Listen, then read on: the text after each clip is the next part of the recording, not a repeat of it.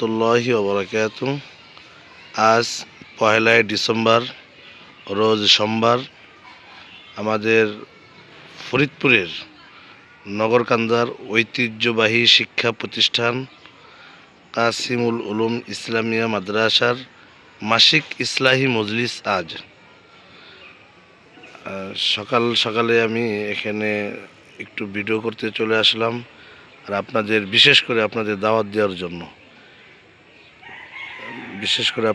দেওয়ার জন্য আপনারা দেখতেছেন কার্যক্রম উপরে হালকা হালকা শীতের কারণে যাতে কুয়াশা না পড়ে এই কারণে ত্রিপল দিয়ে দিচ্ছে।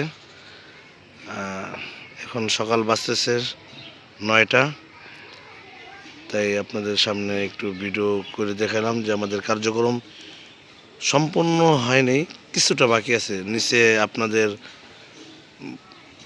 নাড়া দিবে, তারপরে পলি দিবে, তারপরে আপনার উপরে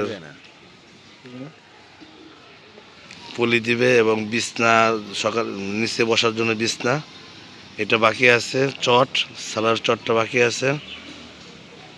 আপনারা দেখতেছেন যে কিছু কাজ বাকি আছে। আলহামদুলিল্লাহ দুপুরের আগেই শেষ হয়ে যাবে ইনশাআল্লাহ, এটা আশাবাদী।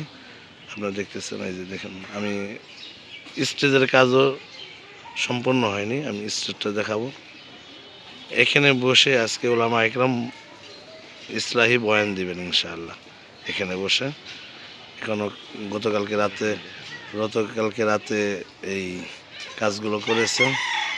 সাদা পিছনে কোনো ব্যানার নিয়ে সাদা সিধা একদম, আমাদের শায়েখও যেমন সাদা সিধা, তার ইসলাহি মজলিস। এখানে আসেন দেশের বড় বড় ওলামা ইকরাম এবং সাধারণ জনগণ। শতকরা এই মজলিসে যারা আসেন, শতকরা আমার চোখে যেটা পড়েছে, শতকরা 90% আসেন ওলামা ইকরাম, আর 10% আসেন আমজনতা। 10% আসেন আমজনতা। এই জন্য ওলামা ইকরামকে ভালো করে চিনে ফেলেছে। আপনাদের দাওয়াত দেওয়ার মেন উদ্দেশ্য আজকে এখানে মজলিস, আপনারা আসবেন আর আমার এই ভিডিওটা শেয়ার দিয়ে দিবেন। যে আমার একটা শেয়ারে হয়তো আপনার অন্য এক ভাই আসতে পারে, আপনার কারণে একটি